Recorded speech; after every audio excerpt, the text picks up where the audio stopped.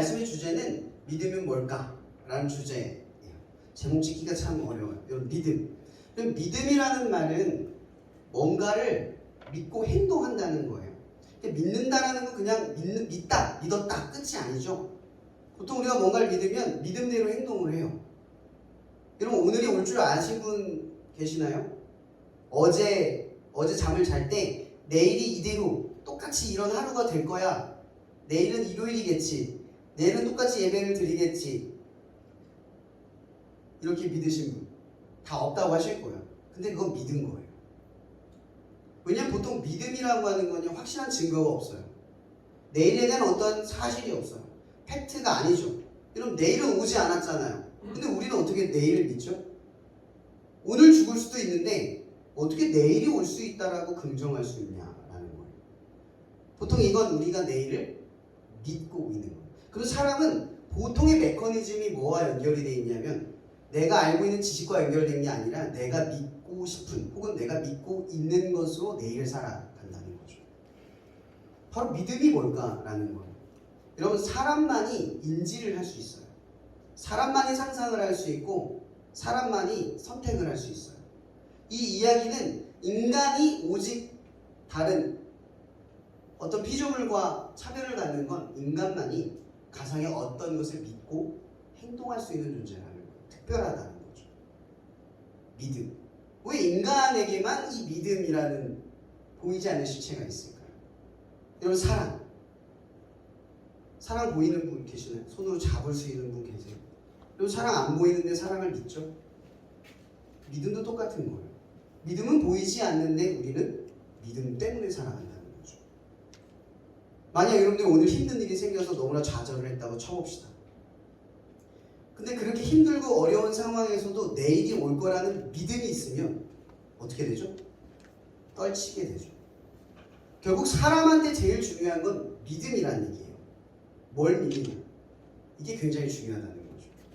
오늘 말씀의 본문은 아브라함의 이야기를 나누려고 하는데, 여러분, 아브라함은 뭐의 조상이죠? 믿음의 조상이에요. 믿음. 사실 여러분, 성경을 잘 읽어보면요, 아브라함 이전에는 믿음이라는 이야기가 나오질 않아요. 아브라함 전에는 믿음이 없어요. 믿음이 아예 존재하지 않아요. 왜일까요? 믿음이 필요 없는 시대였거든요. 그때는 하나님이 하나님이셨어요. 근데 아브라함의 믿음이 필요한 시대가 됐다는 건 결국 하나님 말고 다른 어떤 믿을 만한 존재들이 대체되기 시작했던 시대라는 걸 상징하는 거예요. 오늘 이 아브라함은 믿음의 조상이에요. 믿음이 뭔가, 믿음이 뭘까를 설명할 수 있는 유일한 존재인 거예요.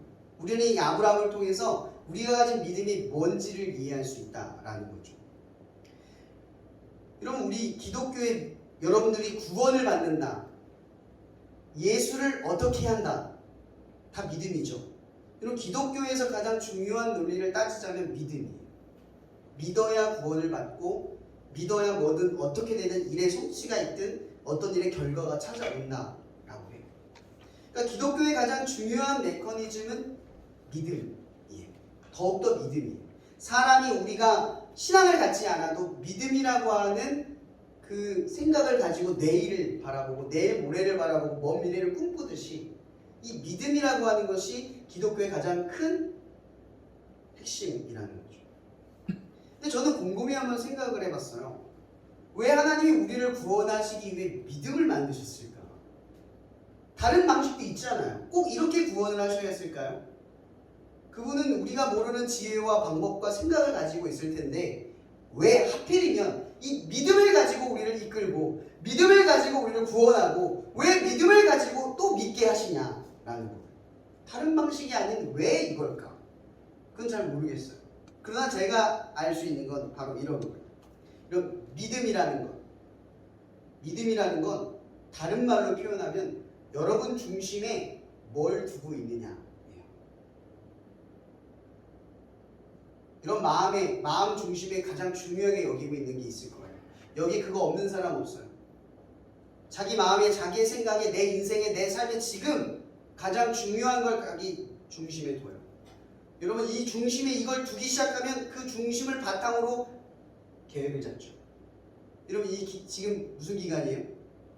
기말고사를 준비하는 사람들에게 기말고사가 제일 중요하면 기말고사의 중심으로 여러분의 삶의 스케줄을 잡아요. 그게 제일 중요하니까. 뭐 물론 공부를 안 하시는 분들도 있겠지만 100% 그럴 거라고 생각하지 않아요. 그렇지만 제가 예를 든 거예요. 믿음은 그래서 중심에 뭘 드냐. 그래서 하나님께서는 여러분 알다시피 사무엘이 처음에 사울을 선택했잖아요. 그죠? 그러고서 실패하고 난 뒤에 이 사무엘이 하나님을 통해서 다윗을 선택했을 때 하나님이 뭐라고 말해요? 나 여호와는 얼굴을 보지 않고 중심을 보느니라. 여러분 오늘 예배의 순간에 하나님이 여러분에게 관심을 갖는 건 지금 예배보다 다른 중심을 보고 있는 거예요. 예배보다 앞선 중심이 옮겨졌는가를 보는 거예요. 하나님이 이 예배를 받는다면 그 예배의 중심에 하나님이 계시는지 안 계시는지를 하나님이 살핀다는 거죠. 이게 믿음인 거예요. 중심에 뭘 두느냐, 무엇을 두고 행동하고 생각하고 살아가느냐, 그 문제라는 거죠. 그런데 우리는 이것도 생각을 해봐야 돼요. 이런 중심에 둔다라는 말은 또 다른 말은 애착한다라는 뜻이에요. 이런 사랑하거나 아끼거나 중요하다고 생각하는 건 다 애착이에요. 중심에 내가 이걸 둔다라고 하는 건 그걸 가장 귀하고 존중하고 사랑하고 있다. 물론 그것은 진정한 사랑을 의미하지 않아요. 그러나 인간은 항상 무언가를 사랑하고 그 사랑을 가장 큰 중심으로 두려고 하죠. 그리고 그걸 믿고 행동한다는 거예요. 그러니까 성경의 가장 중요한 메커니즘은 그래서 우리를 사랑으로 이끈다라는 거예요. 여러분 예수님께서 십자가에 매달려 죽으심으로써 여러분들을 구원하셨어요. 믿게 한 거죠. 그 믿음의 원동력은 뭐예요? 사랑인 거예요. 하나님에 대한 애착감으로 마음의 중심을 하나님께 돌려드리는 것. 그래서 하나님을 사랑하고 예수 그리스도의 사랑을 진정으로 내가 깨달으면 내 안에 중심이 뒤바뀌는 거예요. 가장 사랑하는 것이 대체됩니다. 그러면 신앙의 싸움은 뭐라고 할 수 있을까요? 하나님보다 더 사랑하는 것에 대한 싸움. 하나님보다 더 사랑하는 무언가와 싸우고 있는 거예요. 여러분의 삶에 하나님보다 더 중요해지는 그 무언가의 문제를 두고 싸우고 있는 거예요. 신앙의 싸움. 고난을 이겨내기 위해, 꿈을 이루기 위해, 성취를 하기 위해 싸우는 게 아니라 내 마음에 하나님을 대체할 그 어떠한 사랑, 그 중심에 두려고 하는 그것과 싸우고 있는 중이라는 거죠. 그래서 디모데전서 6장 10절에는 이런 말이 있어요. 돈을 사랑함이 일만하게 뿌리가 되나니 이것을 탐하는 자들은 미혹을 받아 믿음에서 떠나 근심으로써 자기를 찔렀도다. 여러분 여기서 잘 보세요. 사도 바울은 디모데와 교인들에게 뭐라고 말하냐면 돈이 악마야. 돈이 죄야. 돈이 여러분들을 무너뜨립니다. 돈은 악합니다. 이런 말을 하는 게 아니에요. 정확하게 뭘 꼬집고 있죠? 어떤 사물이 잘못됐다고 말하는 게 아니에요. 예를 들어 제 핸드폰이 안 가져왔네요. 여러분 핸드폰 보면 좋은 것만 있나요? 유해한 것도 있죠. 그죠? 그럼 핸드폰에서 나쁜 것을 본다고 해서 핸드폰 나쁜 거야! 라고 단정 지으면 핸드폰의 좋은 점은 사라지는 거예요. 마찬가지로 돈도, 이런 돈이 나쁜 건가요? 돈은 유용한 거죠. 좋고 나쁨이 사실은 존재하지 않아요. 근데 지금 바울이 디모데와 교인들에게 말하는 것은요, 돈에 대한 어떠한 집착, 애착감을 의미하는 거예요. 아까 제가 뭐라고 했죠? 돈을 사랑하면 돈이 마음의 중심이 되고 그 중심이 바로 내 믿음이라는 거예요. 바울은 뭘 지적했겠어요? 믿음을 지적한 거예요. 하나님을 사랑한다고 말하면서 마음의 중심에 돈을 두는 것. 그건 믿음이 아니라는 거죠. 요한일서 2장 15절에 이렇게 말합니다. 이 세상에서 세상의 모든 것들을 사랑하지 말라. 누구든지 세상을 사랑하면 아버지의 사랑이 그 안에 있지 아니하니.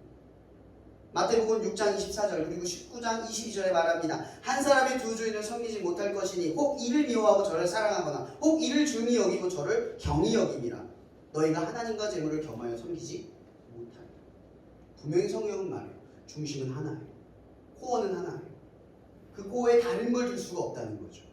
만약 그 코어 안에 다른 무언가가 들어오면 그건 잘못된 믿음이라는 반증이 됩니다. 그래서 잠언서 4장 23절에서는 이 문제를 뭘로 연결지냐면 생명과 연결지면서 이렇게 말해요. 모든 지킬 만한 것 중에 더욱 내 마음을 지키라. 생명의 근원이 이에서 나옵니다. 여러분 인간의 모든 삶의 억압을 육체적으로 다 받을 수 있어도요 마음을 강제할 수 있는 건 세상에 존재하지 않아요. 마음은 내가 선택하는 거예요. 아무리 누군가가 나에게 압박을 주고 싫은 걸 시켜도 억지로 그 길을 가도 여러분의 마음 너무 짜증나, 너무 싫어, 하기 싫어 이 마음조차도 여러분이 선택하는 거죠. 진심의 악이 아니기를 선택하는 것도 여러분들의 선택이에요. 그래서 우리는요 누구에 의해서 강제로 끌려가 어떤 일을 해도요 그것은 나의 선택이기에 하나님 앞에 잘못됐다 말할 수가 없어요. 아무리 불의하고 억울한 상황이 우리의 삶에 있어도요 그것은 나의 선택이기에 우리의 잘못을 하나님 앞에 부정하다 말할 수 없어요. 내 잘못이 아니다 라고 말할 수 없다라는 거죠. 그럼 본문의 말씀 한번 돌아가 볼게요. 오늘 본문의 창세기 12장부터 창세기 22장까지 아브라함의 이야기가 여정이 됩니다. 아브라함이 처음 창세기 12장에 이 하란 땅을 떠났을 때 나이가 혹시 몇 살인지 아시는 분 여기 계세요? 성경 자세히 보면 나와요. 여러분 아브라함이 왜 가나안 땅 갔어요? 자녀 낳으려고 갔잖아요. 자녀 낳으려면 보통 나이가 몇 살이어야 될까요? 아무리 많아도 마음보단 적어야겠죠. 근데 지금 아브라함이 하란 땅을 떠나서 가나안 땅으로 갈 때 나이가 75세. 75세. 그에게는 상속자가 딱 둘이 있죠. 종 엘리에셀과 조카 롯이 있어요. 자녀는 없어요. 저는 문득 그런 생각이 들더라고요. 왜 아브라함이 창세기 12장에 하나님을 만나요. 하나님을 만나서 그래요. 내가 내게 명령한 땅으로 가라. 그러면 내가 별과 같이 모래와 같이 많은 자손을 내 몸에서 나오게 할 것이다 라고 약속을 해요. 이건 너무 뜬금없지 않아요? 아브라함이 갑자기 있다가 하나님 응답을 받아요. 성경은요 맥락을 잘 보면 갑자기라는 게 없어요. 갑자기 받은 게 아니에요. 우리가 상상하고 추측하건대 아브라함이 뭐 때문에 힘들어하고 있었죠? 제가 앞에 얘기했잖아요. 자식이 없어요. 고대 근동지방에서 자녀가 없다는 건요 집안이 망했다는 거예요. 인생이 실패했다는 뜻이에요. 저주받아서 자녀가 없는 거예요. 그 당시 그렇게 생각했어요. 여자가 아이를 못 낳으면 저주받은 여자라고 했거든요. 그 집안이 망했다고 했거든요. 그럼 아브라함이 평생 동안 뭘 바라고 살았겠어요? 자녀를 바랬겠죠. 그 자녀를 바랬던 마음을 가지고 누구 앞에 선 거예요? 하나님. 여러분 여기서 잘 보세요. 하나님을 바랬던 동기가 올바라요? 아니면 정당해요? 이런 식으로 믿어도 돼요? 하나님한테 구하는데 자기 필요한 걸 구하기 위해 하나님 믿은 거예요. 아브라함. 근데 그 방향이 하나님인 거죠. 근데 중요한 건요. 하나님은 우리를 구원할 때 뭘로 구원하신다고요? 믿음. 여기서 우리가 알 수 있는 건요. 아무리 사소하고 평범하고 별 볼일 않는 기도 제목일지라도 하나님 앞에 구하면 하나님이 응답하신다는 거예요. 근데 그 응답이 왜 중요하냐면 하나님의 살아계심이 여러분의 삶에 현현한다는 거예요. 내가 살아있다. 나는 너의 말을 듣고 지금 나에게 말한다. 나는 너와 관계하고 있고 너의 말을 귀 기울이고 있다. 이 뜻은 뭐예요? 하나님과의 관계가 생겼다는 거예요. 그래서 믿음이라는 건요. 나와 하나님과의 관계의 출발점인 거예요. 여러분 아브라함은 자녀에 대한 자기 중심적인 기도를 드렸지만 하나님은 그 믿음을 가지고 아브라함을 끌어가기 시작했다라는 거예요. 그래서 아브라함은 어디로 갑니까? 가나안 땅으로 갑니다. 근데 여러분 보세요. 하나님이 보냈으면 상황이 좋아져야 되는 거 아니에요? 잘 되어야 되는 거 아닙니까? 근데 어떤 일이 벌어지냐면 가나안 땅에 가뭄이 생깁니다. 그래서 이 아브라함이죠. 아브라함이 이 가뭄 때문에 어떻게 되냐면 남방 쪽으로 점점 내려가요. 남쪽에 뭐가 있죠? 애굽이 있어요. 근데 여러분 아브라함은 연약했어도요 믿음을 저버리지 않았어요. 왠지 아세요? 여러분 생각해 보세요. 아브라함이 어디서 왔어요? 하란이라는 도시에서 왔단 말이에요. 그러면 자기 30대로 가면 지금 가뭄이면 어디로 가면 돼요? 왔던 길로 돌아가면 쉬워요. 근데 어디로 갔어요? 남방으로 내려갔다는 얘기는 싸웠다는 얘기예요. 연약하게 밀려가긴 했지만 믿음을 가지고 싸웠다는 얘기를 하는 거예요. 점점 어디로 갔어요? 애국으로 들어갔어요. 근데 그것도 죄죠. 죄긴 죄. 그 애국으로 들어가서 어떤 일이 벌어지냐면 바로 왕이 그의 누이인 그의 아내 사례를 사모하게 돼요. 그래서 뺐죠. 잘 몰라서 뺐을 거예요, 사실. 근데 보세요. 아브라함은 족속의 수장에 불과하지 않아요. 근데 바로 왕은 한 나라의 왕이에요. 상대가 안 되는 거예요. 아브라함이 아무리 억울하다고 말해도 저거 내 아내라고 말해도 사실 무서워서 말을 못한 거란 말이에요. 죽을까봐.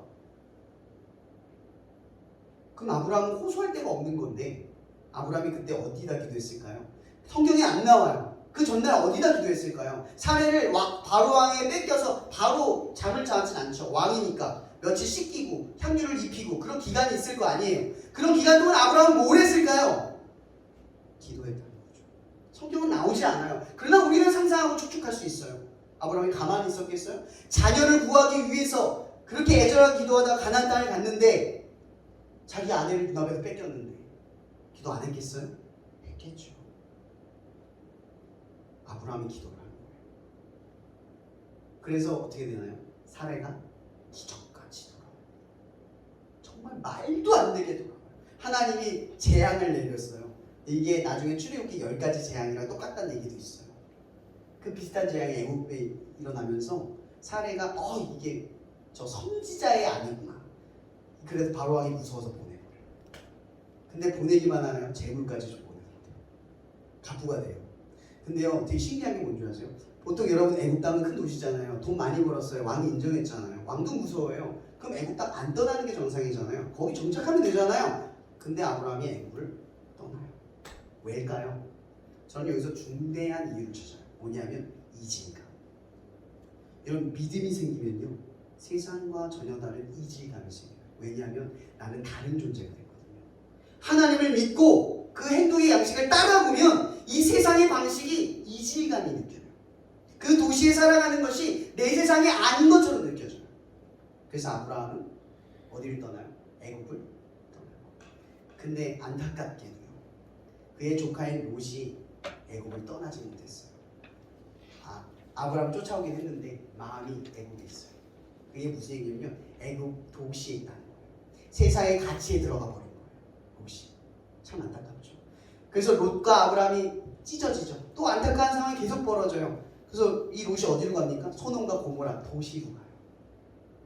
이 롯은 내가 좌하면 이제 아브라함은 내가 좌하면 내가 우하고 네가 우하면 내가 좌할게. 그걸 어디로 가요? 저기 평안 아무것도 없는 허 들판으로 간 거예요. 아브라함은. 근데 뭘 믿고 갔냐면 하나님의 위로와 약속을 믿고 간 거예요. 그러면서 무슨 일이 또 벌어지나요? 갑자기 소돔과 고모라의 땅에 전쟁이 일어나서 롯이 끌려가게 돼요. 갑자기. 안타깝죠. 유일한 상속자인 롯까지 그렇게 돼버린 거예요. 근데 아브라함이 겁이 나잖아요. 여러분 이 정도면은 아브라함이 롯을 구할 생각을 하면 이게 더 이해가 안 되는 거예요. 근데 성경에 뭐라고 되어 있냐면 318명이나 되는 훈련된 자를 데리고 그 왕을 쫓아가서 롯을 구해와요. 그리고 오늘 본문의 이야기가 시작되는 거예요. 창세기 15장. 창세기 15장 1절 말씀 누가 찾아서 읽어줄 수 있나요? 1절만 읽어주세요. 1절만. 이후에 여호와의 말씀이 이상 중에 아브라함에게 임하여 가라사대 아브라함아 두려워 말라 나는 너의 방패요 너의 지극히 큰 상급이니라. 아멘. 여러분 보세요. 하나님이 또 뜬금없이 무슨 얘기냐면 나는 너의 상급이고 너의 방패야 이런 얘기를 해요. 여러분 아무 이유 없이 그 얘기를 하셨겠어요? 왜 방패라는 말을 썼을까요? 생각해보세요. 아브라함은 지금 쫓아가서 구해왔잖아요. 그럼 뭐가 두려울까요? 오복이 두렵겠죠. 죽을 수가 있는 거예요. 지금 아브라함은 그걸 무릅쓰고 한 거예요. 왕이 가만히 참고 있겠어요? 졌는데? 보복을 하겠죠 언젠간. 근데 부족에 불과한 자기의 처지는 아무것도 아닌 거죠. 그러니까 하나님이 두 번째 응답을 하신 거예요. 뭐라고 말하냐면 나는 너의 지극히 상급일 것이고 너의 방패야.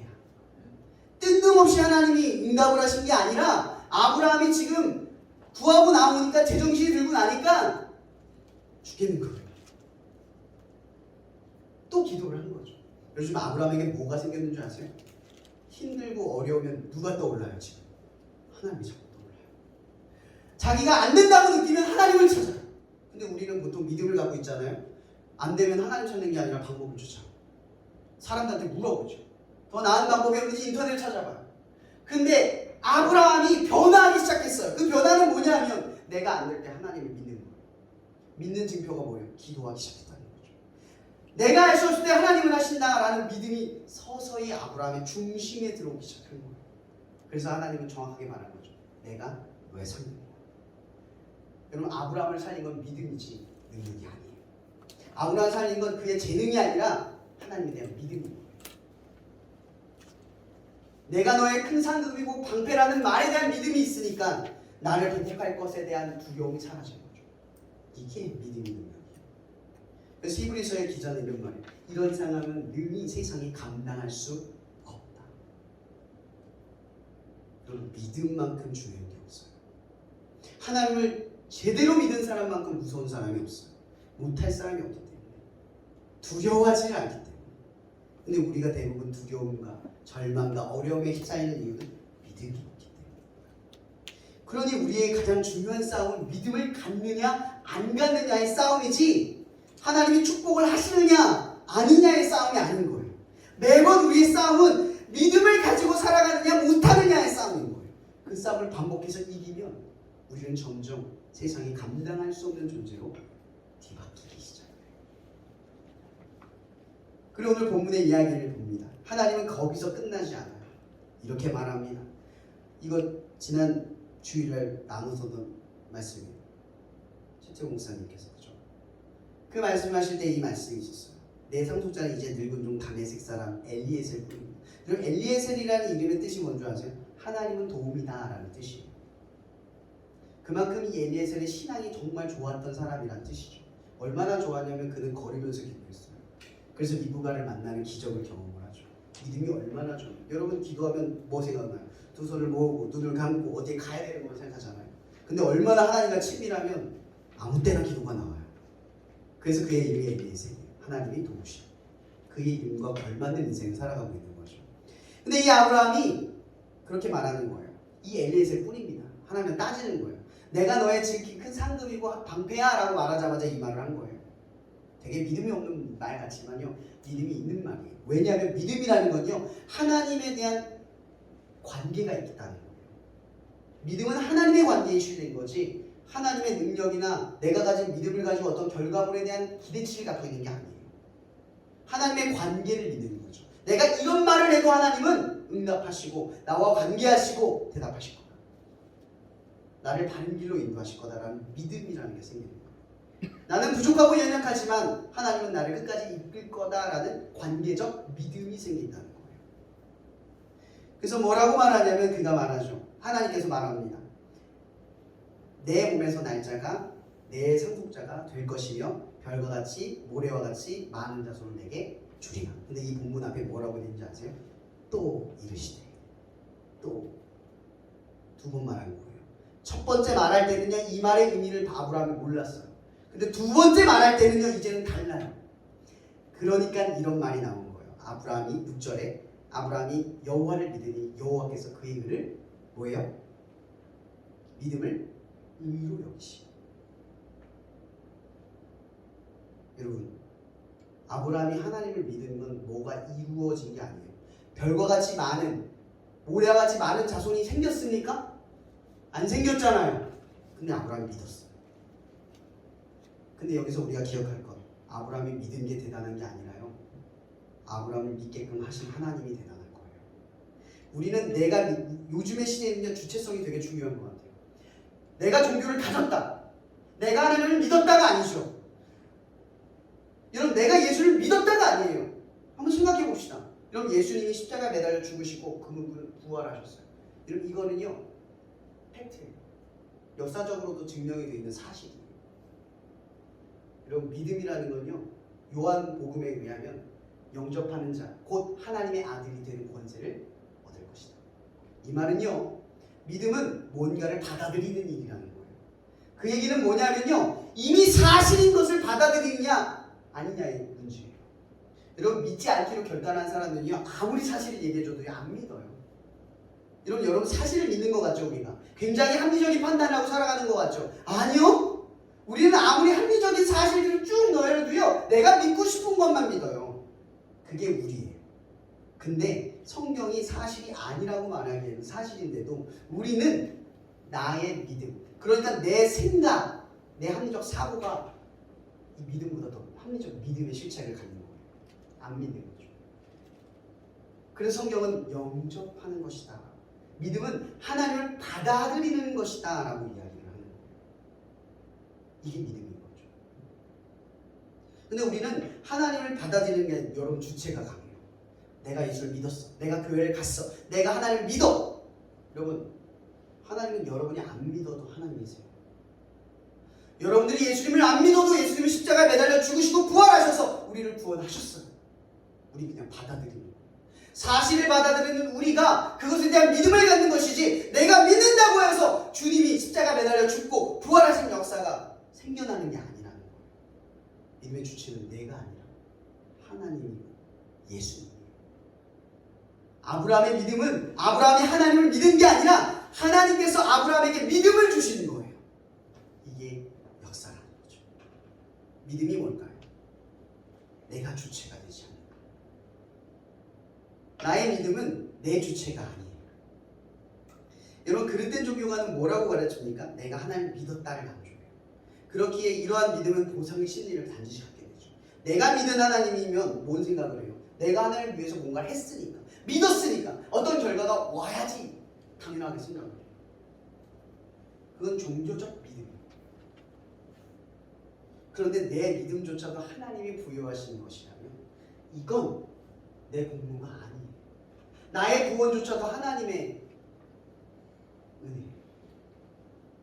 그러면 우리는 내가 믿었다가 아니라 하나님께서 나를 믿음으로 인도하셨다 라는 분명한 사실을 자각해야 한다는 거죠. 우리는 아브라함이 처음부터 대단하고 분명한 믿음을 가지고 교회에서 그렇게 많이 가르치죠. 아브라함처럼 믿음이 좋은 사람이 되십시오. 성경 어디에 아브라함이 그런 믿음을 가졌다고 나옵니까? 역사를 가만히 보세요. 아브라함의 믿음의 역사를 가만히 12장부터 22장까지 읽어보세요. 대단해 보이십니까? 얼마나 구차하고 찌질하고 천박하고 밀려가고. 그렇다고 제가 낫다는 게 아닙니다. 저도 똑같다는 거죠. 성경은 어떠한 성경적 인물을 미워하지 않아요. 왜죠? 하나님을 더 드러내기 위해서인 거죠. 하나님은 낮은 자를 쓰셔서 높은 영광을 드러내시는 분이에요. 그러니까 아브라함은 하나님의 영광이 드러나기에 아주 적절한 사람이라는 거죠. 마찬가지로 우리들도요, 하나님, 우리가 보기에 내가 어떤 믿음, 대단한 일을 뭘 하겠어 라고 나 스스로가 제안하고 위축시켜도요, 그럼 하나님은 그런 분이 아니라는 거예요. 나를 분명히 어떤 모양으로 어떤 역사로 쓰실 거예요.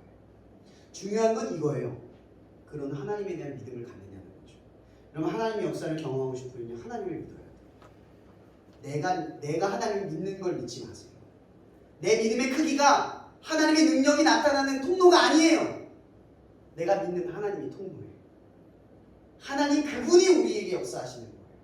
그분을 제한할 수 없어요. 나의 정말 별것 아닌 그 믿음이 하나님의 능력을 제한할 수 없어요. 그 제한할 수 없는 믿음을 가지려면 하나님만을 믿으세요. 내 믿음, 내 주체적인 무언가, 그건 아무것도 아닙니다.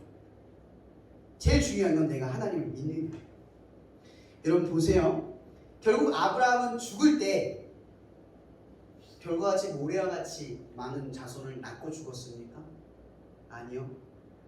나중에 구두라라는 여인과 만나서, 흑인 여인과 만나서 몇 명의 아이를 낳지만 그껏 해봐야 10명도 채 안 되는 자손을 낳았어요. 그게 아브라함의 씨예요. 그러면 아브라함은 성취된 겁니까? 약속의 성취를 입은 겁니까? 못 입은 거죠. 우리의 상식으로 바라봅니다. 근데 먼 훗날 요셉이 애굽 땅에서 죽었을 때 그가 유언하죠. 나중에 먼 훗날 우리 민족이 가나안 땅으로 돌아갈 때 나의 시체도 가지고 가라. 여러분, 믿음이라고 하는 건요, 내 주어진 생애를 넘어선 하나님의 약속을 바라보는 거예요. 좁디 작은 우리의 인생을 가지고 하나님의 역사의 실현을 바라보면 안 돼요. 여러분, 예수님이 분명히 말씀하셨어요. 어떤 이는 씨 뿌리고 어떤 이는 거둘 것이다. 우리가 씨를 뿌리고 우리가 거두는 게 아닙니다. 하나님의 역사는 누군가는 심고 누군가는 거둔 몇 천년, 몇백 년이 걸릴 수 있는 역사이지만 우리는 그 놀라운 역사의 한 축을 감당한다는 거죠. 이런 마태복음 1장에 나오는 예수의 족보의 이야기 우리는 기억해야 합니다. 거기에 수많은 사람들, 그 부족하고 연약한 사람들의 이야기가 쭉 기록이 됩니다. 그 중에 한 사람이라도 없으면 예수님은 탄생하지 않았어요. 하나님 그 모든 부족한 사람들을 통해서 그 족보를 완성시켰어요. 마찬가지로 지금 이 시대, 하나님의 역사를 이루기 위한 이 시대는 우리 한 사람 한 사람을 붙이고 엮어서 하나님의 나라를 완성하신 하나님의 계획이라는 거죠. 여러분들의 믿음이 그래서 필요해요. 하나님을 믿는 사람들이 필요해요. 그냥 믿어서는 안 된다는 거죠. 여러분, 아브라함의 여정은 믿음을 성장시키는 게 아니라 하나님이 아브라함을 아브라함으로 만드는 과정이었어요. 결국 믿음의 주체는 아브라함 자신이 아니라 아브라함으로 만드신 하나님이라는 것을 성경은 더욱더 선명하게 우리에게 말하고 있는 겁니다. 오늘 우리 본문의 말씀을 봅니다. 9절, 10절에서 보면 갑자기 제사가 등장을 해요. 이 제사법 뭐냐면 여러 가지 동물들을 사체를 쪼개서 반으로 나눠 놓습니다. 똑같이. 그리고 옛날 고대 근동법에 의하면 제사법인데요. 이 약속의 제사예요. 여기를 약속한 두 사람이 걸어갑니다. 세 사람이면 세 사람. 뭘 의미하냐면 우리가 여기를 지나가는 사람들은 약속을 합니다. 뭐냐? 약속을 어기면 어떻게 된다? 이렇게 반으로 쪼갠다. 이 약속이에요. 그런데 오늘 성경 말씀 읽어보시면 자세히 읽어보시면 알 거예요. 하나님의 타는 횃불이 혼자 지나갑니다. 이게 뭘 의미할까요? 책임은 하나님이 지신다 라는 거예요. 우리가 하나님과 믿음을 갖는 건 약속이잖아요. 내가 하나님을 믿는 건 약속이에요. 근데 우리가 약속을 어겨도 그 책임을 하나님이 지신다는 거죠. 그 책임이 예수 그리스도. 누구든지 예수 그리스도의 이름을 부르면 내가 원하는 것을 주는 것이다. 누구든지 내 이름을 구하면 내가 줄 것이다. 여러분, 그리스도인들이 아무리 큰 죄, 연약함, 무너짐을 극복해도요, 예수를 부르면, 외치면 그 모든 문제가 사라진다는 거예요.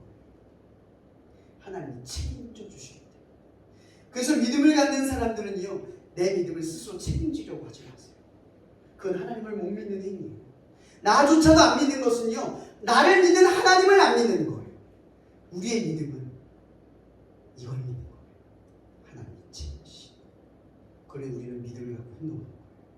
내가 믿음을 갖고 행동해서 뭔가 주저할 만한 어떤 문제가 생기고 성취가 되지 않아도 우리는 믿음을 갖고 가는 거예요. 왜냐?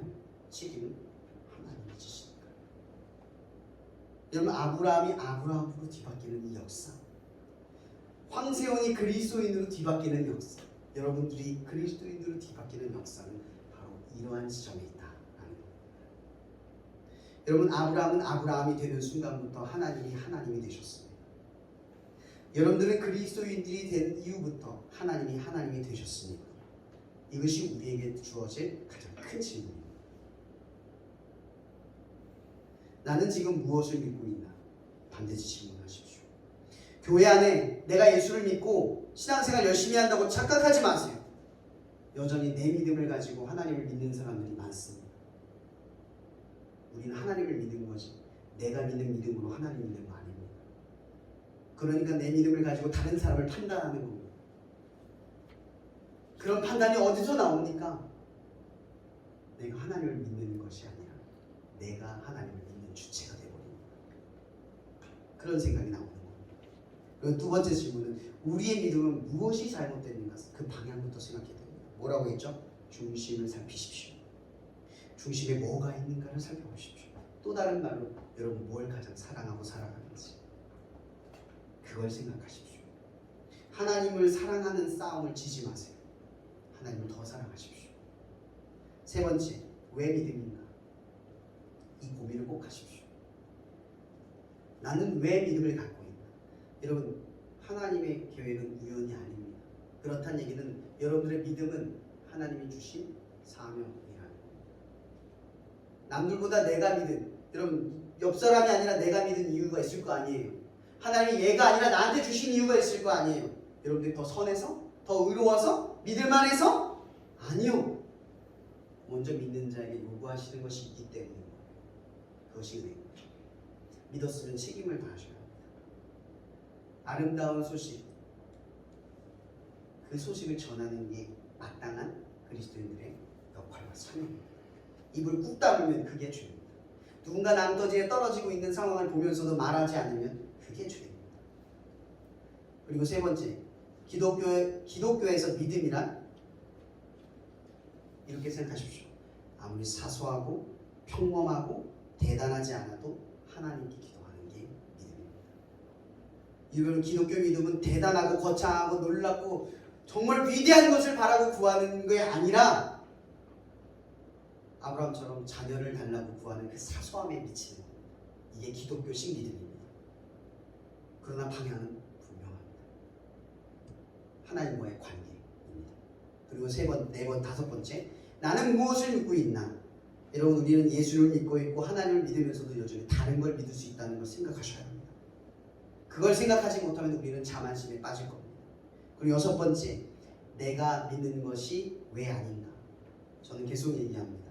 하나님은 살아계시며 예수님의 역사 또한 사실입니다. 제가 얘기했죠. 여러분들이 받아들이는 것이지 내가 믿는 게 아닙니다. 내가 믿어서 일어나는 일이 아니라 이미 일어난 일을 믿고 있다는 걸 반드시 생각하십시오. 여기엔 우리의 어떠한 공로가 들어올 수 없습니다. 끝으로 믿음을 주신 것은 하나님이고 우리는 예수의 역사로 하나님을 믿습니다. 구원은 반드시 믿음으로만 이루어집니다. 오직 하나만 믿으십시오.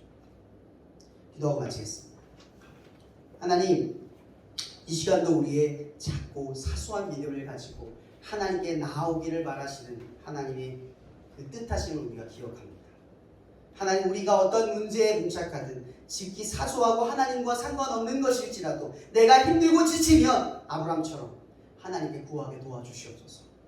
그렇게 하나님께 구할 때 하나님의 응답을 경험하게 하셔서 하나님이 나의 이야기를 듣는 분이라는 그 친밀함을 경험케 하시고 이로 인하여 아브라함의 여정을 걷도록 우리를 이끌어 주시옵소서. 그래서 우리가 언젠간 나의 이름을 뛰어넘어 그리스도인 되게 하여 주시옵소서. 모든 것에 감사하며 살아계신 예수 그리스도 이름으로 기도합니다. 아멘.